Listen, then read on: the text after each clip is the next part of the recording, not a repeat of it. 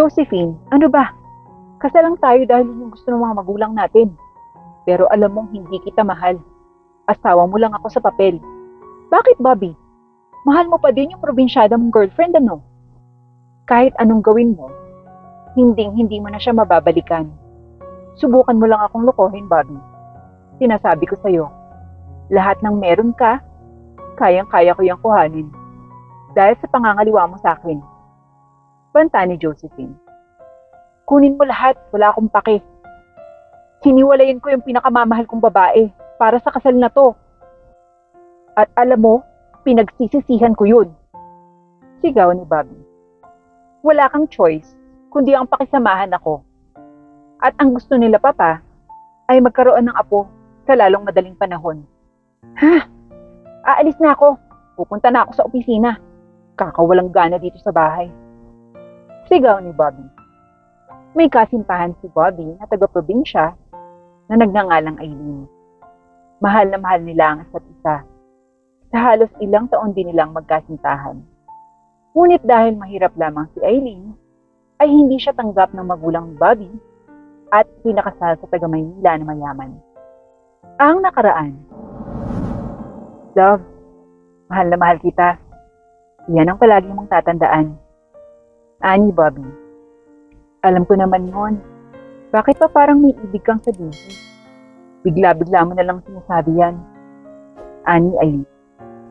Kasi love, nabaon si Papa sa utang dahil sa kasino. Kaya pinipilit niya akong pakasalan yung anak ng may-ari ng kasino para maabswelto. Dahil kung hindi, makukulong ang daddy ko. Nagmamakaawa sa akin si Mami.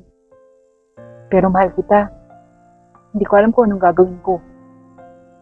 Malungkot at naiiyak na sabi ni Bobby. Sa totoo niyan, Bobby, kung ako lang yung iniisip mo, hahayaan kita na magpakasal. Kaya lang, Bobby, buntis ako. Dala-dala kong baby natin. Malungkot na sagot ni Aileen. Buntis ka? Magiging tatay na ako. Masaya ako, Aileen. Huwag kang mag-alala. Gagawa ako ng paraan para hindi ako makasal sa anak ng may-ari ng kasino. Magsisimula tayo bilang isang pamilya. Pangako ni Bobby kay Aileen na pinanghawakan naman ni Aileen.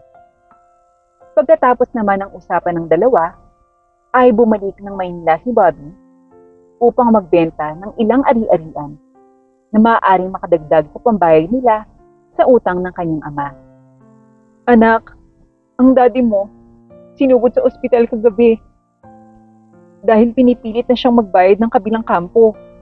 Inatake sa puso. Mabuti at naagapan sa ospital. Umiiyak na balita ng mami ni Bobby. Kahit ibenta ko yung ari-arian natin, hindi sasapat ang mga ito dahil sa laki ng utang ni daddy. Pero ma'am, hindi ko ho kayang pakasalan yung anak ni Mr. Guzami. May nobyo ako. At mahal na mahal ko si Aileen. Paliwanag ni Bobby sa kanyang ina. Anak, parang awa mo na.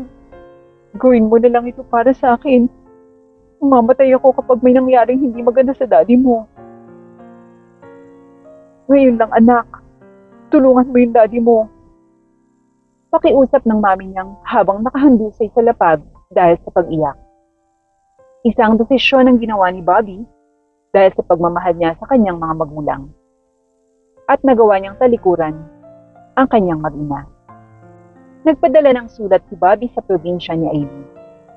Naglalaman ito ng, Aileen, mahal, hindi na ako babalik dyan sa probinsya. Pinipili ko nang magpakasal dahil mas kailangan ko itong gawin. Ikaw na lang ang bahala sa bata. Patawad. Alam kong kamumuhian mo ako. Pero alam kong independent kang tao. Huwag mong pababayaan ang iyong sarili, love. Nagmamahal, Bobby. Pagkabasa ni Aileen ng sulat, ay bumuhos ang luha ng pagkasawi. Mahal na mahal niya si Bobby. Ngunit ganun pa man, ay sinikap niyang itaguyod mag-isa ang anak nila. Ang kasalukuyan. Araw-araw na nagiinom si Bobby, at palaging inuubos ang oras sa trabaho. Ma'am, si Sir po, lasing na lasing. Kaya ako na po yung naghatid at nag-drive. Ani ng kanyang empleyado. Sige, salamat. Ako nang bahala sa kanya. Ani Josephine. Ano ka ba naman, Bobby? Uuwi ka, lasing. Ang baho-baho mo. Reklamo ni Josephine nang bigla namang humalik si Bobby at saka binanggit ang pangalan ni Eileen. Mahal na mahal kita, Eileen. Bulong ni Bobby. Hinayaan na rin ni Josephine upang may mangyari sa kanilang mag-asawa. Nang magising kinabukasan si Bobby, takang-taka siya na magkatabi sila ni Josephine. Oh, good morning, Bobby. Kamusta? Huwag ka nang pumasok sa office. Paglalambing ni Josephine. Ha? Anong nangyari? Gulat nitong tanong. Hindi mo ba naaalala kagabi? Dinalo mo ko dito sa kama natin. Kaya yun, pinagsaluhan natin yung init kagabi. I enjoyed your company, Bobby. Sana makabuo na tayo ng baby. Ani Josephine. Kaagad na bang nagiging si Bobby at iniwan si Josephine. Saan ka pupunta? Maaga pa. Ani Josephine. Sa office. Sigaw nito. Habang ang buhay naman ni Eileen sa probinsya ay naging mahirap dahil sa kanyang maselang pagbubuntis. Tay, pasensya na po kayo. Wala po akong maitulong sa bukid. Ani Eileen. Ano ka ba, anak? Okay lang. Basta't alagaan mo mabuti ang apo ko dyan sa tiyan mo. At ilang buwan na lang din ay manganganak ka na. Ani Tatay Tasyo. Opo naman, tay. Kayamanan ko ang batang ito. Masayang sabi ni Eileen. O siya, kumain na tayo. Nakaluto na ako. At etong mais, may pinaluluto mo. At gabing dilaw. O siya, kumain ka na. Ani Tatay Tasyo. Salamat po, tay. Naku, napakasarap nito. Mainit pa. Masayang sagot ni Eileen. Lumipas ang ilang buwan, ay naipanganak na ni Eileen ang isang malusog na lalaki na pinangalanan niyang Deo. Ang pogi-pogi naman ng anak ko na yan. Tingnan mo tayo, napakaputi pa. Ani Eileen. Nagmana pa yata sa akin ang apo ko na iyan, ano? Baby Deo, salamat at hindi mo pinahirapan ng mama mo sa iyo. Ay nako, nangiti anak ko, nangiti si Baby Deo. Ani Tatay Tasyo. Aba oo nga tay, nakilala na kayo kaagad. Ani Eileen. Matapos makapanganak ni Eileen, ay nag-apply naman siyang kahera sa kanilang bayan sa probinsya upang matustusan ang pangangailangan ng kanyang anak. Sa kabilang dako, nabuntis naman si Josephine ng isang gabing pagsisiping nila ni Bobby. Bobby, baka gusto mo akong kamustahin. Hindi lang yung anak natin. Ang hirap mga anak, nakakapagod pala. Saad ni Josephine. Kamusta ka naman? Nagugutom ka ba? Tanong ni Bobby. Oo, parang gusto ko ng may sabaw na pagkain. Ani Josephine. Tamang-tama, may dala akong bulalo. Mainit-init pa. Teka at isasalin ko para makakain ka na. Binuhat ni Bobby ang anak niyang babae kay Josephine na pinangalan ng Verna. Hello baby, ang ganda-ganda mo naman ah. Pangako ni Daddy, maaga na ako uuwi at hindi na ako mag-iinom para maalagaan kita. Paglalaro pa ni Bobby sa batang si Verna. Nag-iba naman kahit papano ang pakikitungo ni Bobby kay Josephine magmula nang ipinanganak ang anak niya dito. Hinapansin na niya ito kahit papano. Mabilis na lumipas ang mga taon at kapwa mga dalaga at binata na ang dalawang anak ni Bobby, kina Eileen at Josephine. Mommy, kailangan ko pala ng bagong laptop para sa thesis namin. Naghahang na kasi yung gamit ko. Ani Verna. Sure anak, no problem. Sagot naman ni Josephine. Anak, kabibili ko lang nun sa'yo ah. Halos mag-isang buwan pa lang. Ani Bobby. Bobby, ano ka ba? Gamit lang yan. Aanhin naman natin ang pera. Ang dami-dami natin yan. Lalo na't ikaw ang CEO ng kumpanya dahil nag-resign na si Dad. Sagot ni Josephine. Kahit na, dapat marunong ang anak mo na magpahalaga ng gamit. Sagot ni Bobby. Huwag mong intindihin ang daddy mo, anak, ha? Basta kapag may kailangan ka, sabihin mo lang kay Mommy. Ani Joseph.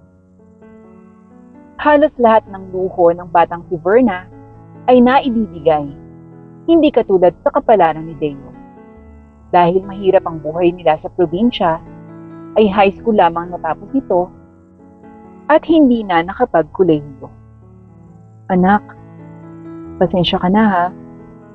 Hindi ko na kayang pag-aralin ka sa kolehiyo. Alam kong naiinggit ka sa mga kamag-aral mo dati. Ani Aileen. Okay lang po, Nay. Naiintindihan ko naman po. Pero Nay, sabi niya buhay pa yung tatay ko. Hindi niya ba ako hinahanap man lang? Alam naman po niyang buntis kayo, di ba noon sa akin? Baka matulungan tayo ng tatay ko, Nay. Pagsusumamo ni Deo. Anak, kasi may pamilya na rin ng tatay mo. Ayoko na silang guluhin noon, kaya pinili kong itaguyod ka ng mag-isa. Anak, na kaya naman natin, di ba? Lumaki kang mabait, sunurin, masipag at mabuting tao. Ani Aileen. Opo naman, Nay. At salamat po sa lahat-lahat. Kahit mag-isa lang po kayo, naitaguyod niyo po ako. Mag-iipon na lang muna po ako dahil may trabaho naman po ako nakita sa bayan bilang bagger sa isang mall. Ani Deo. Halika nga dito, anak. Bayapos nga. Ikaw talaga. Sa bayapos kay Deo. Nang mga panahong iyon naman, ay nakakaramdam na ng kakaiba si Bobby dahil panay na ang pananakit ng kanyang puso at tiyan. Marahil ay dulot ito ng kanyang pag-iinom ng sagad at araw-araw noon. Good morning po, Sir Bobby. Bati ng kanyang abogado. Good morning, attorney. Have a seat. Sir, update ko po kayo. Naiayos ko na po lahat ng ari-arian at pati ang pera niyo sa bangko. Nakahati sa 2 tao para kay Verna at sa isa niyo pa pong anak kay Miss Aileen Salcedo. Paliwanag ng abogado. Salamat, attorney. Kapag namatay ako, gusto kong hanapin mo ang aking anak kay Aileen at ibigay ang kanyang mana, attorney. Opo, sir. Gagawin ko po yan. Kailangan nyo na lamang pumpirmahan ng mga papeles para mapagtibay ang katunayan nito. Ani attorney. Matapos basahin ang mga nakasaad, ay agad na pinirmahan ni Bobby ang mga papeles. Sinigurado niyang mapupunta ang kanyang yaman sa 2 niyang anak. Nag-iwan din siya ng ilang property kay Josephine bilang kanyang asawa. Gabi na noon nang pauwi na si Bobby sa kanilang bahay. Daddy, nasan ka na? Late na po. Naghahantay kami ni Mommy. Ani Verna. Pauwi na ako, anak. Nagdadrive na ako. Ani Bobby. Sige, Dad. Ingat po. Ani Verna. Pagbaba niya ng telepono, ay bigla namang nanikip ng todo ang kanyang dibdib. Nahumantong sa pagkabangga niya. Kaagad namang sumaklolo ang ambulansya. Good afternoon po. Ito po ba si Mrs. De Vega? Nurse po ako sa St. Luke's Medical Hospital. I-inform ko lamang po kayo na isinugod po dito si Mr. Bobby. Ha? Anak, ang daddy mo nasa ospital. Sigaw ni Josephine. Kaagad nilang pinuntahan ang asawang si Bobby. Nurse, saan ang room ni Bobby De Vega? Tanong ni Josephine. Ma'am, isinugod po siya sa operating room at nire-revive. Sagot ng nurse. Takbo agad ang mag-ina sa operating room. Kayo po ba ang pamilya? I'm sorry, ma'am. Sinubukan po namin i-revive ang asawa niyo. Pero wala na talaga. 8:03 p.m. Patay na ang asawa niyo. Sagot ng doktor. Halos mahimatay si Josephine at umiiyak naman si Verna dahil sa balita. Ibinurol ng ilang araw si Bobby dahil sa kagustuhan na rin ni Josephine. Habang nakaburol si Bobby, ay kaagad namang nagtungo sa probinsya si attorney. Miss Aileen Salcedo po? Ako nga. Bakit sino ka? Tanong ni Aileen. I'm Attorney Vasquez. Ikinalulungkot kong ibalita na pumanaw na po si Mr. Bobby De Vega. At bago siya nawala, ay ibinili niyang ang huling hiling niya ay hanapin ang anak niyo at ibigay ang pamana. Ani Attorney Vasquez. Siya namang pagdating ni Deo. Nay, sino siya? Biglang tanong nito. Well, I assume na ikaw ang anak ni Aileen. Tanong ni Attorney Vasquez. Ako nga po. Bakit po? I'm Attorney Vasquez. Kinululungkot kong ibalita na patay ng daddy mo. At nagpunta ako dito para ipaalam na iniwanan ka ng pamana ni Mr. Bobby De Vega. Walang anong salita ay nalungkot ang mag-ina dahil sa balita. At ng araw ding yun ay sumama sila pa Maynila para sa mamanahin ni Deo. Good morning, ma'am. Attorney Vasquez po, ang abogado ni Mr. Bobby. Yes, attorney, kilala kita. At sino sila? Bakit sila nandito? Malamig na tanong ni Josephine. Ma'am, they're here because of the last will and testament po ni Mr. Bobby. Sila si Miss Aileen Salcedo at ang anak niyang si Deo. At sinimulan ng basahin ni Attorney Vasquez ang nilalaman ng last will and testament. Sa iyo, Josephine, iniiwan ko ang bahay. Sa anak kong si Verna, iniiwan ko ang ilang ari-arian sa Batangas, Quezon at ang Long Island. At ang anak ko kay Aileen, hinahati ko ang lahat ng natitira kong ari-arian. Sana'y gamitin niyo ang mga iniwan ko sa maayos at maganda. Mahal na mahal ko kayo.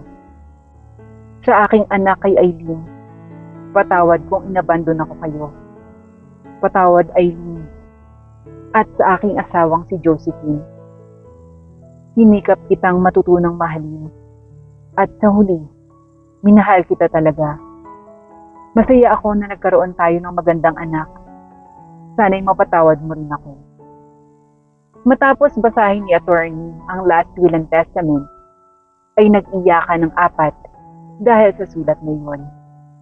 Tinanggap naman ni Josephine ang desisyon ng kanyang asawa at hindi nagalit kay Aileen at sa anak nito. Sige, attorney, salamat. Ani Josephine. Simula noon, naging magkasundo pa sina Josephine at Aileen para sa kanilang mga anak at lalong-lalo na para kay Bobby. Patawad, Aileen. Ako ang dahilan kung bakit nawalan ng tatay ang anak mo. Pinilit kong pakasalan niya ako. Ani Josephine. Hayaan mo na, matagal na yon. Alam kong nangyari ang lahat ng may dahilan. At alam kong masaya si Bobby dahil nakapag-usap tayo ng ganito. Ani Aileen. Mahal na mahal ka niya, Aileen. Sa totoo lang, sa unang gabi na may nangyari sa amin, pangalan mo pa rin ang binabanggit niya. Masakit, pero yun ang katotohanan. Well, at least ngayon, panatag na rin ako. Dahil alam kong ang legacy ni Bobby ay naiwan sa mga anak natin. Salamat, Josephine. Mami, tara na po, kakain na. Nagmamadali po si Kuya Deo. Lalamig daw po yung pagkain. Ani Verna. Ay, o siya, tara na. Tayo na kumain. Tita Josephine, try niyo po yung adobo. Ako po yung nagluto niyan. Ani Deo. Aba, ang sarap nga nito ah. Paborito ng daddy mo ang adobo. Kaya pala, may pinagmanahan ka. Ani Josephine. Yes, kuya. Yun palagi ang gusto niyang ulam, alam mo ba? Ani Verna. Sayang, wala na si tatay. Pero, andyan pa naman po kayo ni Verna. Matitikman niyo po yung mga luto ko. Ani Deo. Oo naman, pamilya tayo dito. Sagot ni Joseph.